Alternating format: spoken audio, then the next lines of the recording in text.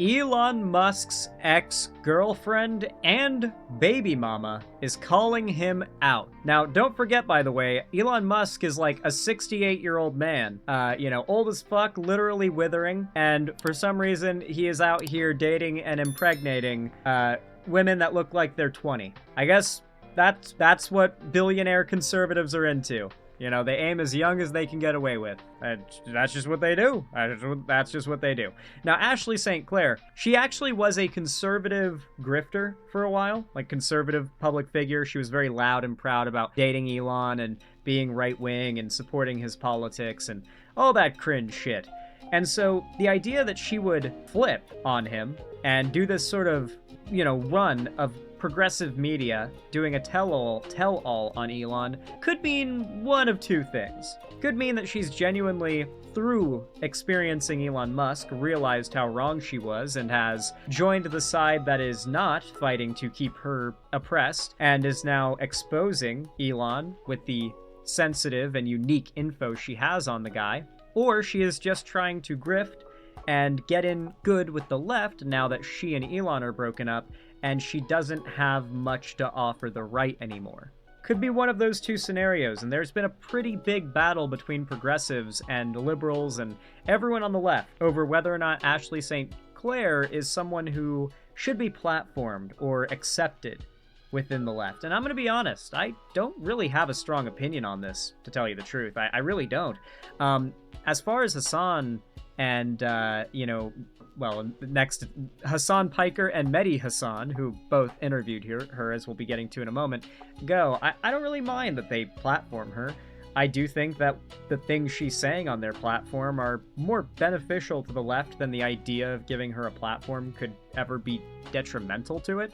So I don't really have a problem with it. Like, listen, I'm not one who has any reason to be charitable to Hassan. I've got a lot of nitpicks with him, but this is just not one of them. I don't mind that he did this. In fact, I think it's really funny. And I actually found out, supposedly, Hassan fucked her, which is even funnier, that they fucked. Because he literally cucked Elon. That's borderline Elon cucking that happened. And I gotta say, that's a Hassan W. Critical support for Hassan cucking Elon Musk. Just got back. Oh my God. Oh wait, hold on, let me pause the music. So yeah, definitely.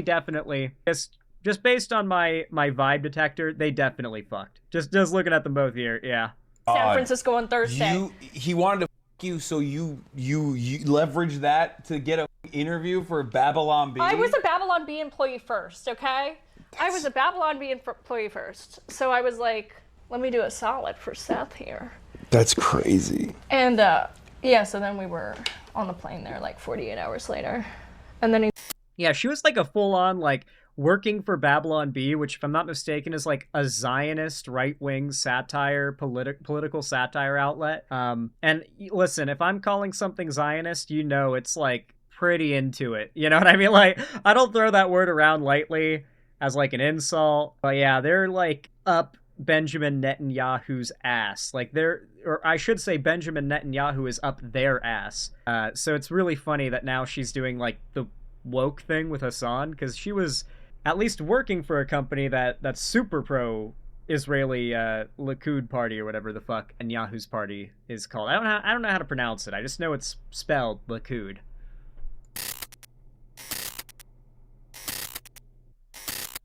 What is this intro where they walk from off screen? Bro, that's so extra. The fuck?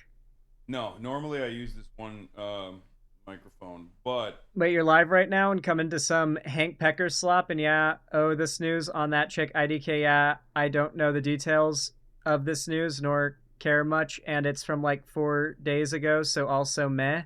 Okay, Dodie, we're not dunking on Hassan. We're talking about Ashley St. Clair, who is Elon Musk's ex, doing a tell-all on him. This isn't even about criticizing Hassan. We're dunking on Musk. Come on, hurry up, get it set up. All right. Hold on. Let me You're so squeaky. I know. Let me tweak some stuff real quick. Okay, hold on. They can't even hear you yet. 1 second. Keep your jokes. Hold your jokes for a second. Okay. All right. We have it works, right? Speaking to it? Hello. Or speak in general? Oh my God, it works. A man told me to speak. I'm already on a better side. Okay. Are you saying this is post-coital? Yes. Yes, definitely. You can tell. You can tell. Loud? You can tell. Test 1, 2. What's going on? She's got a smile that it's good, right? It works? Reminds me of childhood Hell yes. memories. Okay. All right, Ash St. Clair, everybody. Hi. Hello. This is a first. This is a first ever. Where normally when I have guests on, we try to work for like the first 30 minutes on how to get the noise gate done and all this shit. I just thought of something. To answer your question, Mr. Zombie Pineapple, she's in a good mood and high energy, and he's like laid back and relaxed. What do you think the answer to that question is, dog? And Am I doing the tech run with you? What? Are we testing it live? This is the tech run. This is the first ever broadcast where we have microphones. It's a big deal. It's a really big deal. Anyway, Ash St. Clair, thank you so much for coming on. It seems strange when I start the conversation by saying like, oh, this is Elon Musk baby mama. Yeah, I know. You're more than that. You are also Thank you so much. Right-wing reactionary conservative influencer. No, not anymore. You used to be. Only one of those things is still true. And then you went woke and dark woke. You went dark woke. Yeah. And you've been doing the tour. You've been doing the rounds. And I was like, and I've seen some of the. I wish people would wait to reach out to me though, because they're gonna think I'm a plant because they're all reaching out at the same time. Well, the reason. That's fair, that it would just line up all at once, but the assumption that people would have that you're a plant is a weird thing to be, like, particularly worried about. You know, it's I like how even Hassan was like, for a second there. Why I reached out was because I've seen some of the things you've said about, like, your past opinions and the things that you believed and how you've changed. So I wanted to explore that with you. And then also I wanted to obviously... Elon's most famous wife was Grimes, remember her? Yeah, I did a whole segment about how I recently played Cyberpunk 2077, and I encountered a character that had a really weird delivery in her voice lines. Was like, is this like another celebrity or YouTuber cameo or something? So I looked up who voices Lizzie Wizzy in Cyberpunk, and it was fucking Grimes. And then not only do I see that it was Grimes, I'm like, whoa, that's crazy. I guess it makes sense, pop artist. But then I see Grimes' story about Elon Musk showing up at Cyberpunk studio with a gun. And I'm like, what? So I clicked that article and I covered it on stream where Elon, when she was there recording her lines, showed up asking to see her and demanding a cameo in the game while holding a flintlock pistol. He showed up with a flintlock pistol demanding to be put into the game and had everybody freaked out, and Grimes herself was scared and freaked out and embarrassed, and that's why her lines, if you ever encounter Lizzie Wizzy in Cyberpunk 2077, listen for it. She sounds like a gun is to her head, because there's not one to her head, but there is one in the room. We ask you about the piping hot conservative tea. Oh, I got it. I got all of it. You've been, you were in this movement for a while. For those of you who don't know, I mean, you wanna explain your background and everything else, because there probably are some people who are not aware. So I got involved in right-wing politics around 18, 19 on my college campus. I was involved in like a Turning Point chapter, and it was very quickly that I was tweeting, and all of a sudden I'm driving Charlie Kirk to the airport, and I'm a special guest at the Young Women's Leadership Conference. Okay, wait, let's start there actually, because this is fascinating for me. I've known Charlie Kirk, obviously, for many years. I debated him at Politicon twice, and I was fascinated with his journey because they basically plucked him. He wrote one high school paper for his high school newspaper. He wrote Charlie Squirt. Like an article about how like a black woman, he speculated a black woman had taken his spot at West Point Academy. What? I didn't know this. Yeah, so here, I'll give you some deep Charlie Kirk lore. We carry the flame. Bro, they call him Charlie Flame here on the broadcast. Yeah, Charlie. But basically what happened is he wrote like some kind of reactionary article in his high school newspaper, and then instantly it was on Breitbart, and then after it was on Breitbart, he was immediately on Fox News. That's how it goes. Yeah, and you had, I guess, a similar experience as well. So let's start there. So you start tweeting, and you're like, hate I'm like, how poor woke people be like, society feel the is. burn. Yeah, okay. Just stupid reactionary stuff. And at first, I didn't even have my photo on there.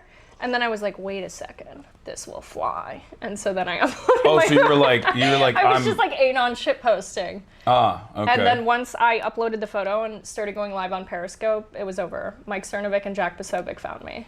Okay. And it was over. So what, like, how? Okay, I'm sorry. Listen, isn't it funny how the second a pretty girl starts expressing conservative opinions on any kind of platform, there is like $1 million contract on their desk like the next day from like Daily Wire, TPUSA, the Babylon Bee or something. If you are like a 21-year-old pretty lady and you make a TikTok expressing conservative opinions, that $1 million contract is coming your way. It is coming your way.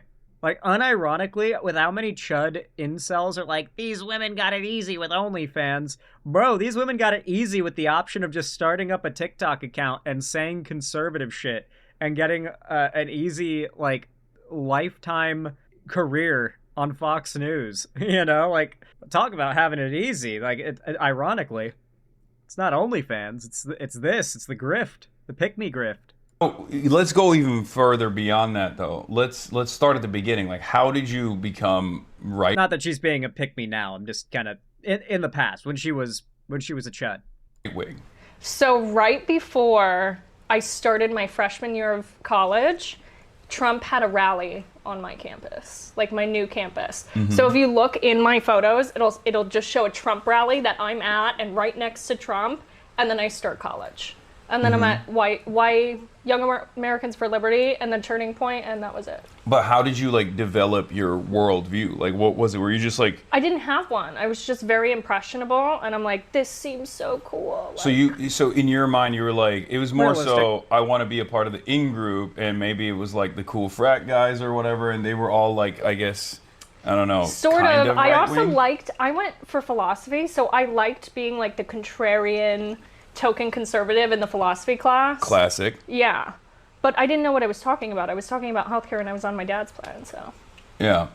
Okay, so Until you're 26. So you start your ideological journey just wanting to debate people. And Yeah, wanting to be a contrarian. Yeah. That makes sense. And wanting some sort of validation, because once you get in that, you have a club. My only college clubs were political. Mm-hmm. So. Yeah. And I was homeschooled in high school. So. Oh. Yeah, doesn't that make a lot more sense? Okay, that makes so much more sense. Why didn't you start there? You should have started there. Yeah. That's like most of the story. And people think I'm joking, but I'm like, when I was homeschooled in high school, we were in a little town in Montana where my only friend was a Mennonite lumberjack. Like, that was it. It was a town of like 250 people. So then I go to college and I'm like, oh, I'm so cool. And like, they really like what I'm saying. You're Jewish. Yeah. You're a Jew in Montana. And Jewish Italian, so they thought we were like Jewish Italian. You're Jewish. So that's, I don't even know which is worse, Catholic or Jewish, from the perspective of like the average Montana person. Yes, one of our neighbors was this like 50-year-old dude on save. oxygen Good who was save, like Hassan. arguing about black people all day, and I was like, that's really racist, Jack. But okay, it was very. Then I go to college. I'm like, oh, look at all these cool friends. So that makes sense. Now this is making a lot more, everything is clicking into place now. Now that you said you're homeschooled from Montana, and you go to college, which college did you go to? University of Colorado in Colorado Springs, yeah. All right, so you went to University of Colorado. Everyone's woke around you all of a sudden. I felt like I was being like swarmed. Okay. Like, I must fight back. Yeah, so you felt like they were trying to indoctrinate you. Yes, because Charlie.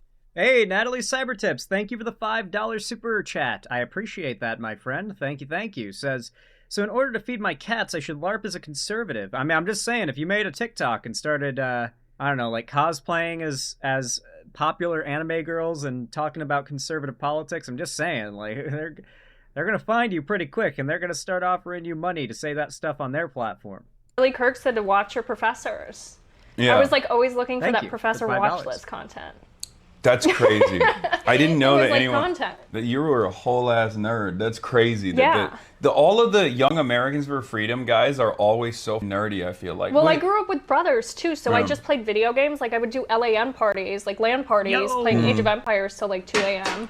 Okay, all right. No, that low key. Okay, she's kind of based for that. Age of Empires goes hard. AoE 2? AoE 2. Who else? Who else? Yeah, Age of Empires 2, am I right, fellas? Yeah. Yeah, you know. If you know, you know. It's fucking peak. It's fucking peak. Is she even that old? She's gotta be. I played Age of Empires 2 for the first time on a laptop in like 2008, I want to say. 2007, maybe. Like, I maybe even, I might have been 2006, fuck. Like, it could have been real, like, even younger. But, yeah. Age of Empires 2 was one of the first games I ever played. Banger. Yeah, based from Ashley St. Clair on that one. So then I go to college, I'm like, oh, I'm cool, but also you're the nerds. You're the only girl in the Yes. the YAF 100%. meetups. 100%. Were they all trying to Oh go? yeah. Oh yeah. But there was all these rumors too. Real Like I lame learned way. a new person I slept with every day. So I was like, this sucks. But also, Well, we'll get back to that in a second because I Bro, they totally fucked. feel like that They totally is now, I mean, not much has changed, I feel like, from Young Americans for Freedom then to the conservative media ecosystem, because they do all sleep with one another, from what I understand. So yeah, they're all having sex with each other. We'll get to that tea. We'll get to that tea in a second. But so you get out of college, you're posting, you're on I Periscope. dropped out of college. You dropped out of college. Dropped out. For the influencer route. Oh yeah, because I started Okay. dating.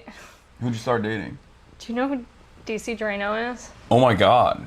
Yeah, and Who's so that? he was like, like mid-30s, and I was DC 20. I couldn't Drano. even order a legal drink yet. I drop out of Drain the school, swamp? and a month into dating, he moves me into his bunk-ass Tampa apartment. Okay, Like, and you were like, plucks we're me from my living, mother's house. we're living the high life. DC Drano. Bro, oh my god. Tampa's not bad, to be honest. It's not a bad, like, part of Florida to be in, but it's like, you're dating a conservative guy from Florida. Whew. Let me tell you, if you could see how your life's gonna turn out if you make that choice, you might make a different choice. Do not, if you're a woman watching this, do not get hitched with a conservative man from Florida. I will promise you, your story ends in a trailer park. Okay? I'm sorry. That's just how it is. All right? I've seen it happen too much. All right? I've seen it happen too much. Okay? Is one of the Binder boy. Yeah, one of the Binder guys. Yes. Epstein Binder. Wow, he's hot. Oh, no, stop. He's sexy. Stop it. Okay, so you were dating. Yeah, nobody cared when I was dating an ugly broke man. Okay, so this is DC Drano. Try that in a small town. But he's like, he also cosplays.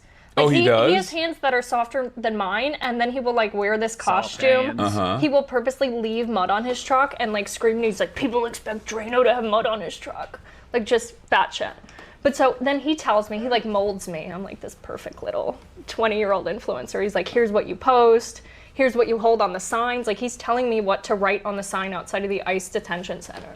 Okay, so do any of these guys like? So you were in some, I mean, like groomed in like the. I'm gonna kind of agree with Hassan on what he's implying here, is that like even though she was an adult, this is kind of grooming what they were doing. You know, they're finding the youngest and most impressionable women they legally can to, whatever you want to call it, manipulate them into being this perfect conservative mouthpiece. You know, this happens often. The legitimate way, but you were like groomed in the OG way to be Yeah. this like conservative. Because I was so insecure and so pick me that I Yeah. was like, absolutely, I will, yes, sir. So they turn you into this this media demon. But what I don't understand is like, where are the true believers? Like, because from my perspective, I always On feel like. Facebook, and they're your grandma and grandpa. Yeah, True. but like I feel like a lot of the younger crop of conservative influencers, like they're very clearly angling for some kind of like media opportunity. They're Yes. not real. They're not actually genuinely like, I I read Rothbard. I'm a huge They don't read at all, libertarian. Hassan. They don't read Well, at all. I mean, I know that. No, like when you talk to It's them a about the grip. books behind them on their shelves, like none of them read them. They can't tell. Why would they? Their entire online presence is meant to grift to make money. Why would they read books and do research when their job is to lie to make money? What they do in their free time is enjoy all their money. Like Tim Pool isn't doing research and keeping up with the news in his free time. He's skateboarding in his indoor basement skate compound that he has. Like he's enjoying his immense wealth when he's not on camera. Meanwhile, he's got employees he pays that do all the thing, and then he's just on camera reading what he's meant to say and being the mouthpiece, right? But behind the scenes, he's just enjoying all that wealth. He's not spending all day poring over those books so he can be better at what he does. Like none of those grifters are actually focused on improving their knowledge and their skills and their rhetoric, because what's the point if they're a grifter? They're not actually trying to affect change or do anything meaningful. It's a make as much money as possible for as little effort as possible. That's their mindset. Tell you anything about the books behind them on their shelves. So it's just LARP. They're just Yes.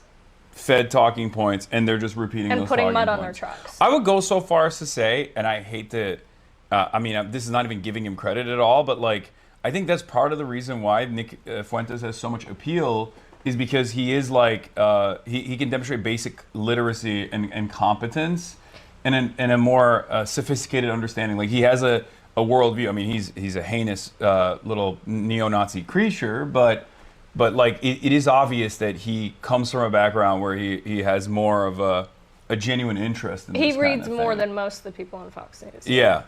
So I think that's probably probably part of the appeal, even though I found out that his audience is mostly older. I thought it was like a lot younger, but turns out Are they a lot really? Yeah. I thought all of his. There was one time when a bunch of the Groypers got banned on Twitter, and they were coming to me for help, and one of them calls me, and he has like this European accent. I was like, wait, are you even fucking American? Oh, He's no, like, no, no, they're no, not. but thank you so much for helping me, Ashley. I was like, what No. the fuck? Yeah, It's no, like, so on America first. And There are a lot of Eastern European Nick Fuentes fans. Frankly, it's weird, but like most of the Nazis I've encountered, like the most insufferable, have been European Nazis, especially from what is it? Denmark. Oh my god, Danish Nazis are the most insufferable little chuds imaginable. Oh my god, I don't know what it is. Maybe it's just the accent. Like hearing a Danish accent saying Nazi stuff is just, there's something about it that just makes it triggers me low key. I'm not gonna lie. Danish Nazis, all right, they're the fucking worst. his profile picture was like AF. Yeah, Like no. America first. They're okay. So this is actually a really interesting thing that I didn't know was going on either. There's another guy on this platform called Asmongold. I don't know if you're familiar with him at all. He Yeah, he is like makes me shiver. Yeah, That's rough. he's You like just know he smells. bizarro me in every way, including hygiene and dietary habits. But his audience is mostly European, and they love LARPing as MAGA. They love, like, that's the They number one probably thing. like identify with his lack of orthodontics. Well, it's that might be part. It's the fact that he's like, in every way that that normal society measures a person, Asmongold is like, he checks off every box of being a loser. And despite that, he's a multi-millionaire who's richer than any normal person who would see him and be like, look at this unhygienic, cockroach-having weirdo. The fact is, he's unbelievably wealthy. And in the eyes of anybody who feels like they don't meet society's standards, Asmongold is inspiring. It's like these people feel the need to defend Asmongold because if Asmongold can succeed, then they can succeed. He's like a symbol of hope for the average like neat basement dweller chud that like living the life that they do could make them a millionaire one day, or at least someone like them is. They don't even have to achieve that one day themselves. As long as there is someone like them who has done it, they can rationalize that it could have happened to them too if they were more lucky. Part of it, but like But it's fascinating to me because because on the internet, like, not to sound like Mark Levin, but like there are a lot of people that are not in America that are talking about American politics and presenting themselves as Americans. Sure, there's like, why is that Mark Levin though? That's just because he always says the third world is watching Tucker Carlson. Because he says like Tucker Carlson's audience is not American, which I mean could possibly be the case. I know a lot of WhatsApp onks that love Tucker Carlson. Like, the let's WhatsApp be onks real. do love him. Yeah, like Bangladeshi WhatsApp onks are just sharing his videos all the time. But like on the other side of it, it's very it's fascinating because like American politics is being consumed by everyone around the world, and they're all LARPing as Americans. Yes. So you have like Yep. the third worldist position, which obviously I'm sympathetic to. And Man, those especially guys are Canadian conservatives, bro. Canadian conservatives love to pretend they're American as Americans because they can get away with it. Like they can like stealth as Americans until someone's like, "Wait a second, Google says you were born in British Columbia." It's like fuck, the cover's blown. Everyone knows he's Canadian now. and then but they're LARPing from all these different parts of the world, and then a shit ton of the MAGA movement on the internet, and I don't mean just like bot accounts or accounts that like are very clearly doing propaganda. I mean like people's personal consumption in their own personal experience. Like you got a bunch of right wingers from like the Netherlands. Yes. That's like half the Grifters. Yeah, who are dialed in on the Asmongold commentary, who will constantly talk about how like Europe is falling apart. Yes. Because Muslims. But that also makes it more, so that's why some people within the right-wing space, they like co-opting those populist movements. Yeah. Because it's really, really easy, and those markets are already dialed in. They love consuming American politics. Yeah, everyone loves it. Everyone loves LARPing as an American, but it seems like they can't vote. What can I say? America's the best country in the world. That's just how it is. Here, because they're not even physically Depends here. on who you ask. It's just true. Yeah. So we'll get to that in a second as well. We'll get to that. But okay, so you're dating DC Drano. He's a stud. I mean, look at how handsome this 3-piece suit. I mean, this is Binder boy. Really quick, Natalie Cybertips, thank you for the $5 super chat. Once again, very kind of you, much appreciated. Says, I just got a LARP as a conservative pick-me and just fake act like Pearly things and do it like an acting gig to feed my cats in this economy. Listen, all right? For all you guys know, my side hustle is I work for ICE now, okay? Whatever it takes. Whatever it takes, all right? That'd be funny as fuck. Okay. yeah. God damn. These guys. What a journey this was. When I first started making TikToks about him, he called me for 2 hours crying. He's like, please, you know what he said? He said, please show me mercy, Ashley. That's what he said. Wait, on the really? Whole call. Yeah. I was like, What? Have you mercy, I shown made him- TikToks. Have you shown him mercy? No. Okay. So these guys are all, would you say that, I mean, I feel like after a certain point, like through this evolution, they do start believing their own shit though, right? Like there's gotta be, or they're not like woke. They reached like a level of paranoia. And like, there's something so weird. Like most of these guys within MAGA were total losers in like high school and college. No. Yeah, like, but it's like a common theme, Wait, and it no. really sticks with them. Like it really sticks with them. Like that's what they talk about when they're sad at night. And I don't know why it's a common theme, but it's like this is their redemption. Damn, she's actually given us, take notes, chat. Take notes, because if you want to know how you can go at an angle of attack at a conservative that actually hits them where it hurts, seems like that, man, you were bullied in high school, huh? You weren't popular in high school, were you, buddy? Like, that kind of comment seems like it would probably hit exactly where you want it to.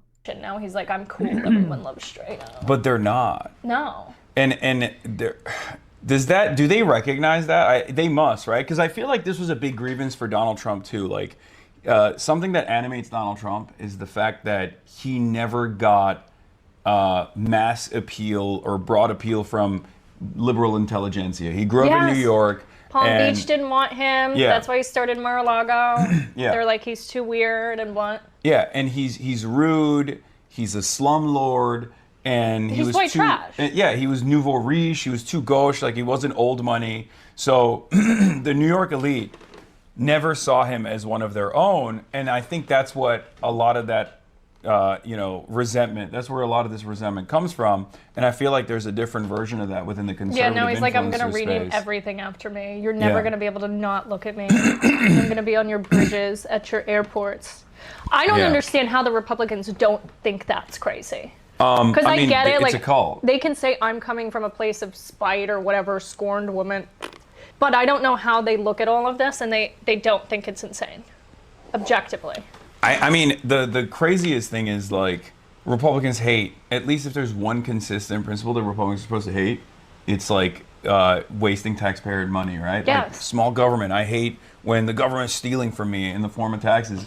Donald Trump's $1.8 billion like slush fund that he created after basically becoming the president and then suing himself was like, I mean, that's the clearest example of just like stealing money from the American taxpayer to pay whoever he wants. Yes. And with this like unaccountable. Real. Obviously, there's nothing here that Hassan's going to say I'm going to take issue with. It's not like we're talking about Ukraine or anything here, you know? China hopefully doesn't come up. But I just think it's a good thing that Ashley St. Clair is spilling all the beans on this stuff. You know, she might internally be a grifter who's just following the money wherever she thinks it is. But, you know, at this point, the left could use, frankly, anything it could get. You know, I've lightened some of my critique on Hassan lately because as much as I do take issues with a lot of his positions, I do believe that we're in this like critical point where either we're going to slide even further into fascism or we're going to slide into a pendulum swing to the left. And while I do believe that Hassan's own actions are going to bite him in the end, for now, if his success raises the success of the left in any way, I'm willing to accept that and keep my critiques somewhat reserved. Not non-existent, but a little more reserved. I try to reel back a little bit on the Hassan hate a little bit lately, just because, especially with the state of the Trump admin, I feel like Trump deserves a bit more of my attention. I hate Hassan after Ukraine, bro. Don't make no mistake. I do too, but my main focus at the moment is Trump and everything red, everything Republican. You know what I mean? Do you think Hassan regretted banging her once he found out she's part Jewish? That's a good one. But probably not. No, probably not. Anyway, that said, that's pretty much it.